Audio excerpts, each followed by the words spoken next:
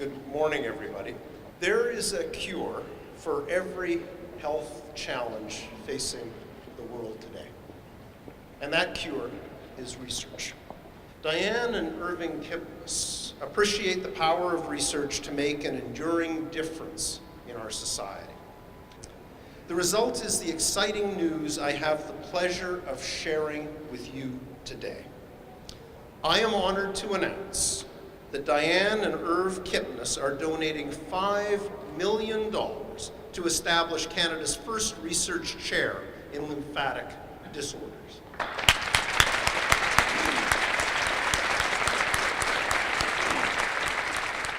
The board of the University Hospital Foundation shares with Irv and Dianne the firm belief that transformational research that changes the course of patient care begins with the recruitment of world-class researchers.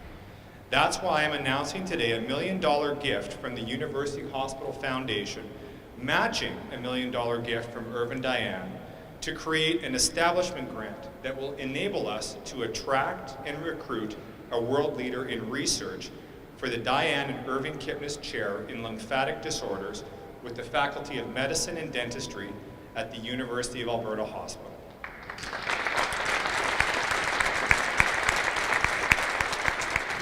Underdiagnosed, unrecognized, untreated, unresearched, and as Dr. Eisenstadt says, an underdog disorder. I love it.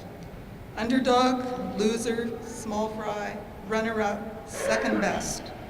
All true, but today, this gift gives hope to change all of that.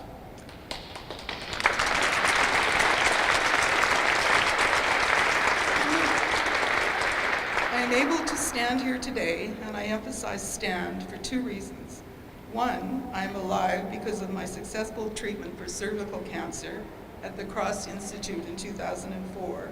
And two, I have been continuously treated for lymphedema, a surprise announcement from my body to me in 2009.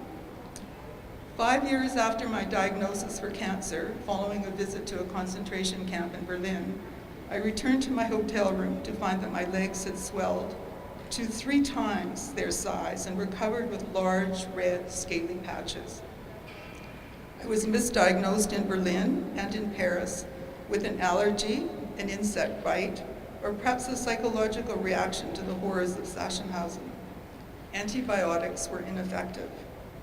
Returning to Edmonton, my urologist, Dr. Chetner, correctly diagnosed cellulitis, and on my last 5-year visit to the Cross and my successful discharge from cancer treatment, my oncologist, Dr. Capstick, diagnosed lymphedema.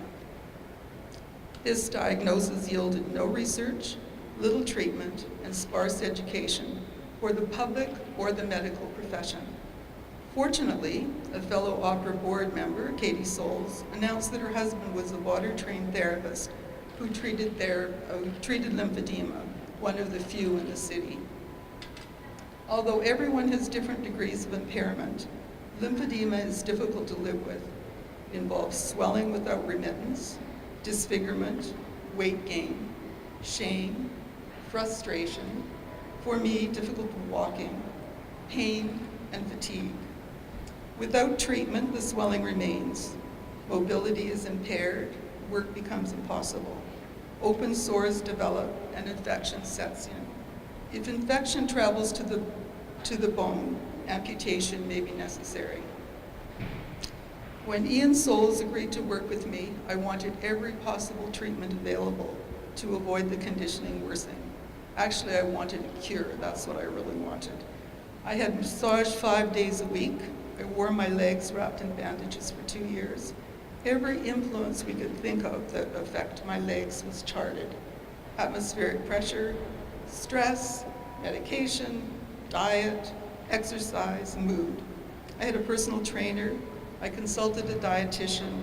I consulted a geriatrician. There was no research to guide our decisions, either etiologically or clinically. And although the physical limitations of this disorder are difficult, the worst days I had were those in which I lost hope. The despair was worse than the illness. I could cope with bandaged legs and disfigurement, baggy clothes to cover them, ugly boots, but I had great difficulty dealing with despair. The antidote to despair is action. And if I had a difficult time with this disorder, there must have been many others who were having a worse time than I was. We are so proud of the work that has been done. But for Irv and me, we want to ensure that our knowledge about this condition is available to others. A chair studying lymphatic disorders will be, we believe, the first in North America. The University of Alberta, the Department of Medicine, and the University Hospital Foundation have collaborated to bring this gift to fruition. Dr. Fedorik, who attended our first AllNet meeting and has been a supportive president since our inception, deserves so much credit for this chair. Dr. Kunamoto and Dr. Eisenstadt have continued to move this initiative forward. The University Hospital Foundation, as you have heard, has matched our $1 million gift to enable the search for the chair to begin. Dr. Cyril Kay and Dr. Tony Fields have encouraged us from the beginning, providing much needed wisdom and guidance throughout the formation of AllNet, the research proposals, and so much more. My personal trainer, who is here, is now an expert in getting the lymph to flow. And Ian, of course, who has been working in this field for 30 years. This day is a tribute to your perseverance on behalf of your patients and gratitude for your persistence. And my thanks, because without you, I would not be standing here.